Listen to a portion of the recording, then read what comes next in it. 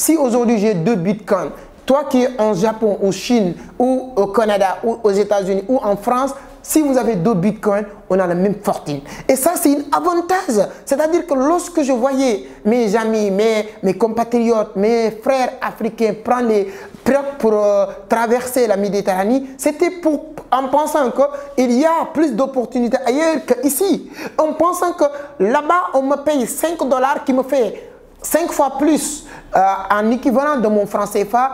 Ça, avec la crypto-monnaie, c'est révolu. J'ai un bitcoin, je pars à Dubaï. Toi qui viens aux États-Unis avec un bitcoin, ce que tu peux acheter, c'est exactement ce que je peux acheter. Donc, imagine-toi, tu quittes au Sénégal ou en Côte d'Ivoire ou n'importe quel pays africain, tu pars à Dubaï avec 1 million de francs CFA. Avec 1 million de francs CFA. Un Américain ou un Européen vient à Dubaï avec 1 million de dollars ou euros. Ce qu'il peut acheter, c'est-à-dire que toi, ce que tu peux acheter avec tes 1 million de francs CFA, lui, avec ses 1 million de dollars ou 1 million d'euros, il peut acheter 100 fois plus de ce que tu achètes. Mais ça, c'est fini avec la crypto-monnaie. My God! C'est-à-dire que quand j'ai 1 million, j'ai 5 bitcoins, si j'ai 10 bitcoins, tu vois, peu importe d'où tu viens dans cette planète, quand on se croise quelque part, ce que tu peux acheter, c'est exactement ce que je peux acheter.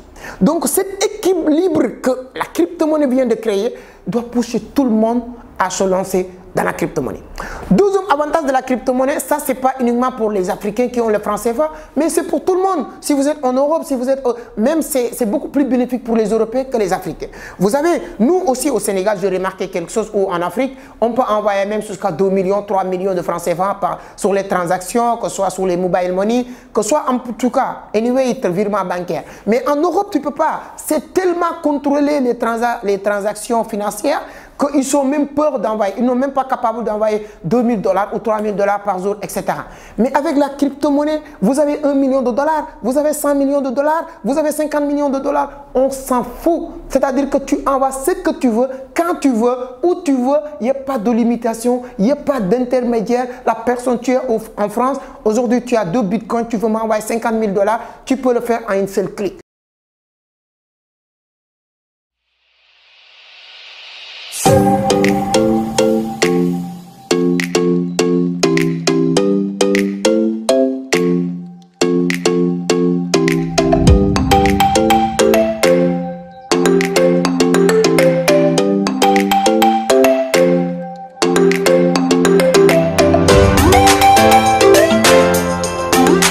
Hello les amis, j'espère que vous allez bien. Moi, super, 100% comme d'habitude. Aujourd'hui, nous allons encore parler de la crypto-monnaie. Aujourd'hui, toute personne qui est novice, qui veut avoir beaucoup plus d'informations, même si tu penses que tu es expert, la vidéo d'aujourd'hui est faite pour vous parce que on va essayer de faire la chronologique de la crypto-monnaie, surtout en tout cas beaucoup parler de Bitcoin. D'où il vient, pourquoi Bitcoin, quels sont les avantages de la crypto-monnaie et bien sûr, là où il y a des avantages, il y a aussi des inconvénients. Donc nous allons voir tout ça, le nom de Satoshi Nakamoto, que tout le monde en parle sur la crypto-monnaie parce que c'est, je peux dire, c'est la père de la crypto-monnaie parce que la première transaction est faite sous le nom de la personne qui est Satoshi Nakamoto, qui est en pseudo. Nous allons revenir aujourd'hui pour en tout cas vous faire comprendre la crypto-monnaie.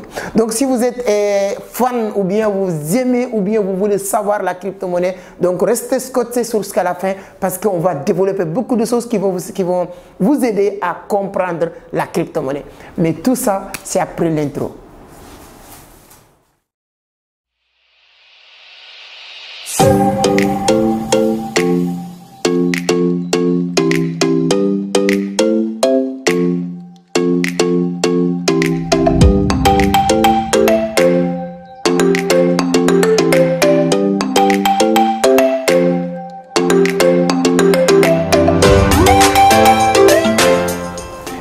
Merci beaucoup. En tout cas, avant d'attaquer le sujet, si c'est la première fois que vous tombez sur mes vidéos, permettez-moi de se présenter rapidement. Je m'appelle Amadou Seck, fondateur de Vision d'Afrique, initiateur du Club des jeunes entrepreneurs du Sénégal. Oui, je suis aussi auteur de ce livre qui est Les clés du succès en entrepreneuriat. Et voilà, dans les jours à venir, on va publier notre deuxième ouvrage, l'ABC de la crypto-monnaie. L'ABC de la crypto-monnaie. C'est-à-dire que toute personne vraiment qui veut vraiment devenir trader professionnel, attendez ce livre vraiment avec impatience parce que vous allez apprendre beaucoup de choses. Donc sur cette scène, voilà, on partage 2 contenus par semaine. On parle de business, on parle d'investissement, on parle de l'entrepreneuriat, mais on parle de la crypto-monnaie. Donc si aussi vous aimez toutes ces thématiques que je viens de dire, tout ce qu'il vous reste à faire, c'est de vous abonner, activer les notifications pour être informé sur chaque publication. Voilà, dernier virage aussi pour les vêtements du samedi 27 novembre avec le grand coach Simon Oudragon. Au Sénégal, le G-Cap du Sénégal est arrivé le samedi 27. Faites le maximum possible pour participer sur ces genres de vêtements parce que ça vous permet d'apprendre beaucoup de choses. Donc maintenant, nous allons attaquer le sujet. On va parler de la crypto-monnaie. Donc avant de parler de Bitcoin en tant que tel, d'où il vient et tout, je vais essayer de faire un petit résumé pour vous permettre, si c'est la première fois que vous tombez sur une vidéo qui parle de la crypto-monnaie, vous voulez savoir, la crypto-monnaie, pour être simple, ce n'est rien d'autre qu'une monnaie numérique. C'est comme votre franc CFA, votre euro, votre dollar, sauf que ces monnaies-là, vous ne pouvez pas les toucher. Vous pouvez l'utiliser, faire des transactions, des achats, des ventes comme ce que cherchent tous les monnaies, sauf que ça, c'est en virtuel. Et il est basé sur une technologie qu'on appelle la blockchain. Donc la crypto-monnaie aujourd'hui, c'est quelque chose qu'on peut envoyer pair à pair. C'est quoi pair à pair? C'est-à-dire quand vous êtes sur une technologie, que ce soit ou bien sur un échangeur comme Binance, comme Bittrex, Kraken, etc. ou L-Bank, tu as besoin X crypto-monnaie et de l'envoyer sur une autre crypto-monnaie qui sont pairs dans cette plateforme. Donc ça, c'est peut-être pour ceux qui connaissent la crypto-monnaie, c'est pas quelque chose de technique, mais ceux qui vont entendre parler pour la première fois de la crypto-monnaie, ça peut être un peu compliqué ou flou pour eux. C'est pourquoi on va encore essayer de simplifier parce que la vidéo d'aujourd'hui, c'est vraiment pour que ça soit très simple. J'ai fait beaucoup de vidéos sur la crypto-monnaie pour vous dire les méthodes de gagner de l'argent. Il y a combien de manières de gagner de l'argent. Aujourd'hui, toutes les personnes que je connais moi personnellement qui se sont lancées sur la crypto-monnaie il y a 1 an, aujourd'hui, je ne dirais pas qu'ils sont atteindre l'indépendance ou la liberté financière, mais ils ne se plaignent pas et ils se retrouvent à 100% sur la crypto-monnaie. Ça, c'est juste pour vous faire comprendre l'importance de se lancer dans la crypto-monnaie. Maintenant, on va parler de Bitcoin parce que c'est la mère ou bien c'est la première crypto-monnaie qui a vu le jour. Bien vrai qu'avant crypto-monnaie, il y avait d'autres monnaies comme BitGold qu'on avait lancé en 1998, des équipes de cryptographie qui avaient l'idée de lancer beaucoup de crypto-monnaies parce qu'on savait que voilà, forcément, on va trouver un mécanisme qui peut nous permettre d'avoir une monnaie vraiment décentralisée qui ne sera pas contrôlée par des banksters. Souvent, on l'appelle comme ça, nous, les crypto-traders. Donc, il y a beaucoup de... depuis des années, il y a des gens qui cherchaient vraiment à créer ça. Il y a beaucoup de monnaies, vous pouvez chercher sur Internet pour savoir les premières monnaies numériques qui ont vu le jour. Même s'ils ne sont pas faits en succès, ils n'ont pas eu du succès comme Bitcoin. Il y avait l'une de ces monnaies-là, BitGold, qui a été créée vers 1998 comme ça, avec des cryptographes. Mais avec le temps, c'est pas faire du succès, mais il y avait beaucoup de chercheurs en cryptographie, c'est-à-dire que les mathématiciens qui sont vraiment doués en calcul des chiffres numériques, tout ça, qui cherchaient à trouver un moyen pour créer une monnaie numérique. Depuis jusqu'à 2008, la crise de subprime qui a fait suicider beaucoup de personnes, vous le savez très bien, si vous travaillez pendant une vingtaine ou trentaine d'années et déposez votre argent dans X banque, que vous pensez que c'est l'une des meilleures banques, du jour au lendemain, cette banque ferme les portes et vous dire que alléluia, nous on n'a plus de liquidité pour vous payer, cette banque va aller en faillite. Il y avait beaucoup de personnes qui s'est suicidées. Après cette crise de subprime, c'est une coïncidence ou bien c'est le déclencheur, peu importe ce qu'il est, peut-être il est le déclencheur, peut-être c'est une coïncidence, mais après cette crise, il y a ce qu'on appelle maintenant le Bitcoin qui a vu le jour, qui a changé la vie des millions et des millions de personnes. Donc, depuis le 3 janvier 2009, maintenant, Bitcoin est sur le marché, créé par qui? Par Satoshi Nakamoto. Fais doucement. Quand je parle de Satoshi Nakamoto, ce n'est pas une personne qu'on connaît. C'est une personne, certes, mais on ne le connaît pas. Parce que si vous êtes dans les business en ligne ou bien les systèmes d'investissement, vous entendez parler souvent de pseudo ou bien username ou bien nom d'utilisateur. Tout ça, c'est la même chose. Donc, le pseudo ou bien le username qu'on a utilisé pour faire la première transaction, et on l'a fait sur le nom de, lorsqu'on a fait décrypter ce message ou cette transaction, on a trouvé que la personne qui a fait cette transaction, il s'appelle Satoshi Nakamoto. Et ensuite, il n'est pas limité ça. Au départ, au début de 2009, les gens avaient accès sur Satoshi Nakamoto en virtuel, en commun. Il avait créé un groupe qui permettait, parce que dans ce groupe-là, avec des jeunes cryptographies qui faisaient des recherches aux États-Unis, à l'est des États-Unis, et c'est eux-mêmes qui l'avaient envoyé cette white paper de Bitcoin, qui expliquait les objectifs et pourquoi Bitcoin. Donc à partir de là, ils ont créé un groupe pour discuter, pour essayer de faire des recherches approfondies, pour dire les objectifs de Bitcoin. On échangeait sur des technologies, que je donne juste exemple de n'importe quoi, comme MSN à l'époque, pour échanger, pour les gens envoyer des messages. C'est le même pseudonyme, toujours c'est Satoshi Nakamoto qui répondait, mais on ne sait pas c'est qui, mais il passait toujours sur la même adresse, c'est le même pseudo qui donnait toujours le nom de Satoshi Nakamoto. Mais il y a un moment donné, lorsque les gens commençaient à faire beaucoup de recherches sur Satoshi Nakamoto, ce pseudo a disparu complètement avec plus de 1 million de bitcoins sur son portefeuille. Et après, les gens ils ont continué à faire beaucoup de recherches, parce que je peux vous dire que la personne le plus recherchée au monde sans trouver des traces, c'est cette personne-là. Mais lorsque même les Américains cherchaient à découvrir Ben Laden, peu importe le temps qu'il a pris, mais ils ont fini à trouver Ben Laden.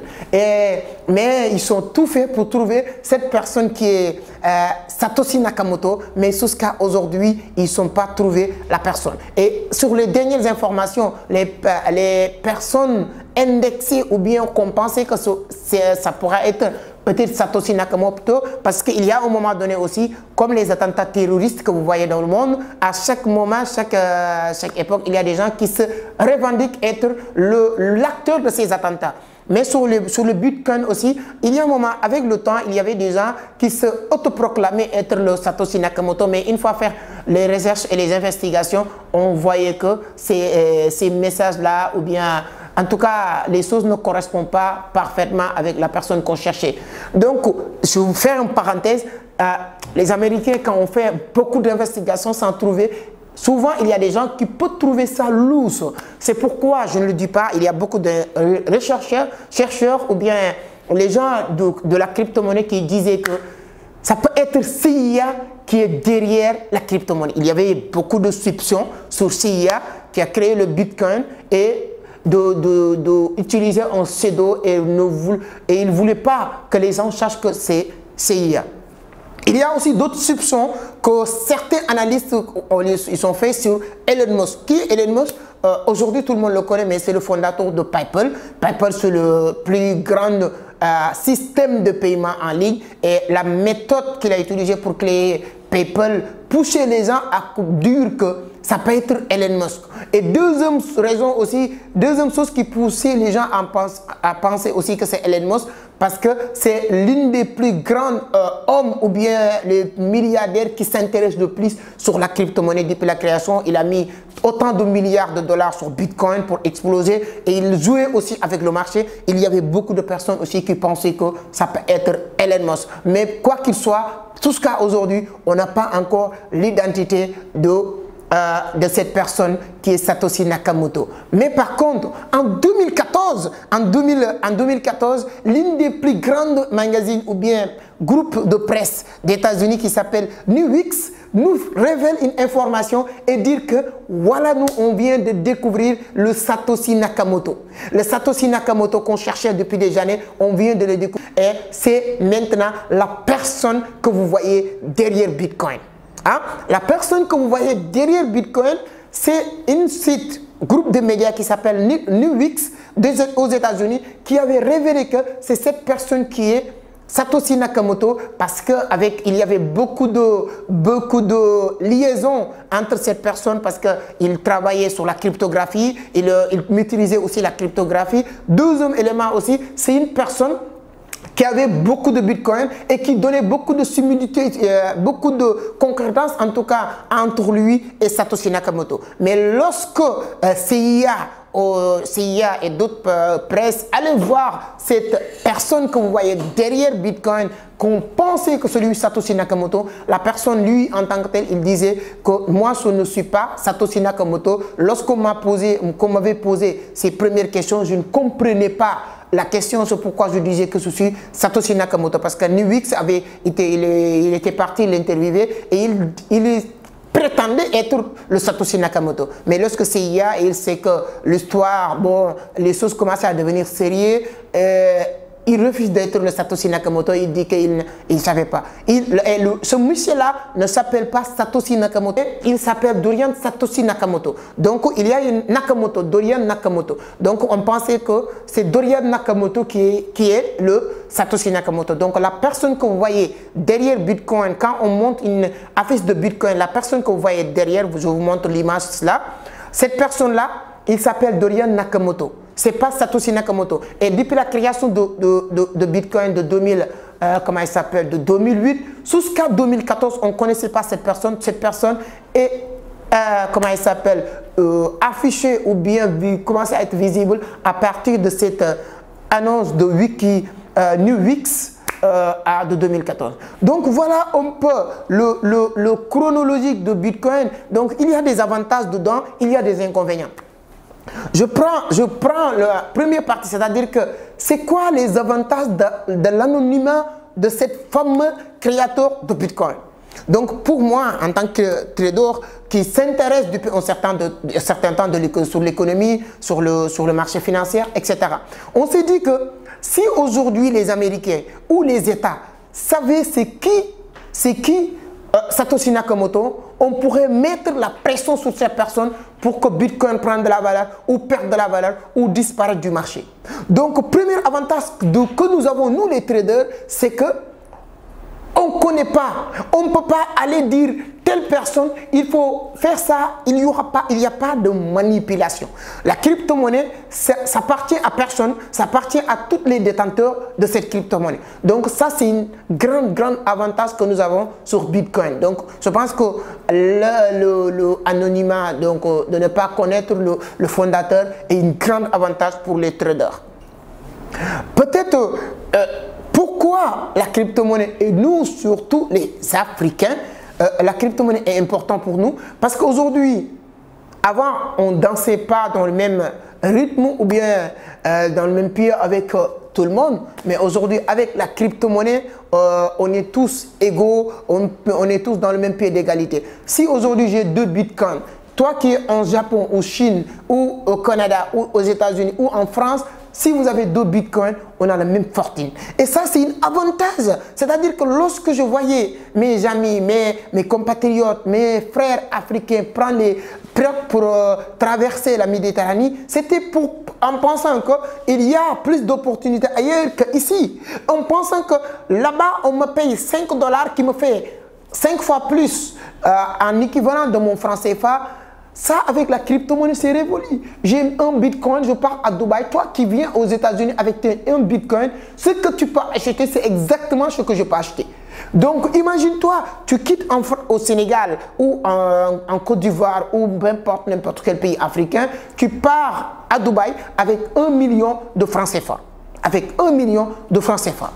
Un Américain ou un Européen vient à Dubaï avec 1 million de dollars ou euros. Ce qu'il peut acheter, c'est-à-dire que toi, ce que tu peux acheter avec tes 1 million de francs CFA, lui, avec ses 1 million de dollars ou 1 million d'euros, il peut acheter 100 fois plus de ce que tu achètes. Mais ça, c'est fini avec la crypto-monnaie. My God! C'est-à-dire que quand j'ai 1 million, j'ai 5 bitcoins, si j'ai 10 bitcoins, toi, peu importe d'où tu viens dans cette planète, quand on se croise quelque part, ce que tu peux acheter, c'est exactement ce que je peux acheter. Donc cet équilibre que la crypto-monnaie vient de créer, doit pousser tout le monde à se lancer dans la crypto-monnaie.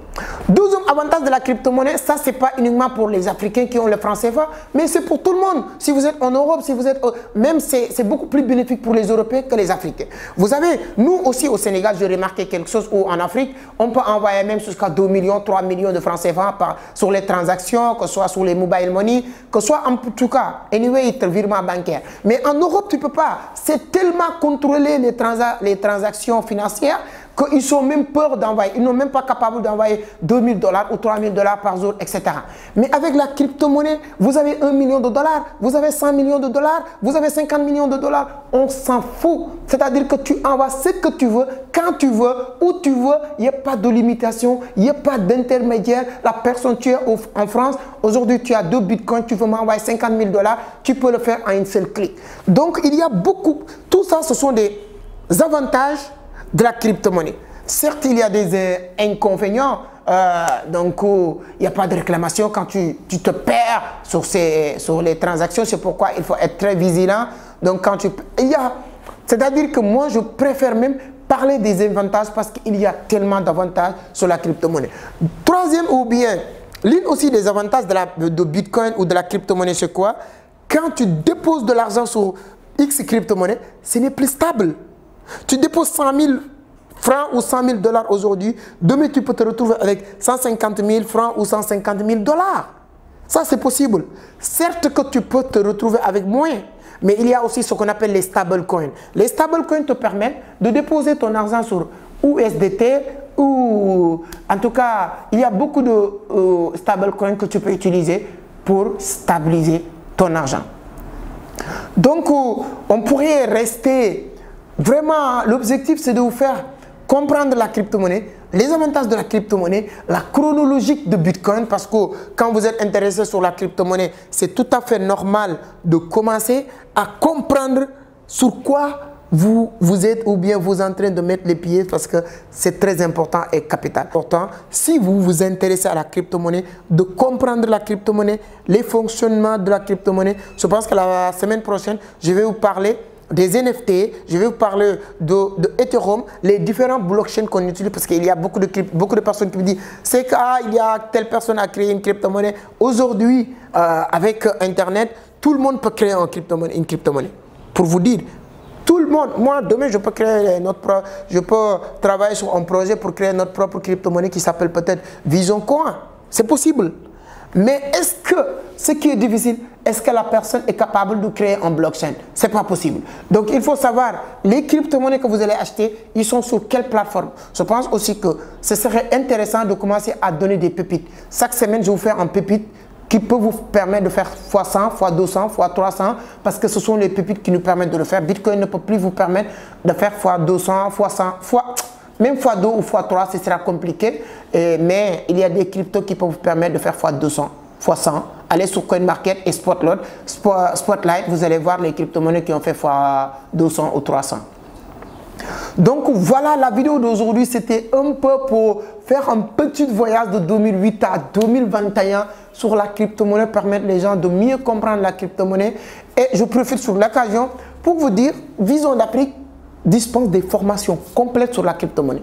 Comment acheter, comment vendre, comment devenir trader rentable, quelles sont les 4 méthodes de gagner de l'argent, comment devenir, c'est-à-dire que je taquine souvent les gens pour leur dire, comment tu peux payer 1 million, 10 millions et sortir, déposer des CV? C'est pas possible en 21e siècle. Nous, on vous propose des formations. Quand vous finissez ces formations, oh my God, vous n'avez plus besoin de travail pour personne. Vous serez rentable. Donc, si ça vous intéresse, les formations, que ce soit présentielles ou en ligne, si vous êtes au Sénégal, à Dakar, partout, venez, nous sommes derrière Liberté 6.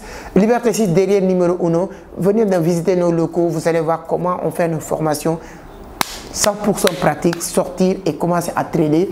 Et si c'est en ligne aussi, on accompagne beaucoup de personnes un peu partout à travers le monde pour leur permettre de comprendre l'ABC du trading.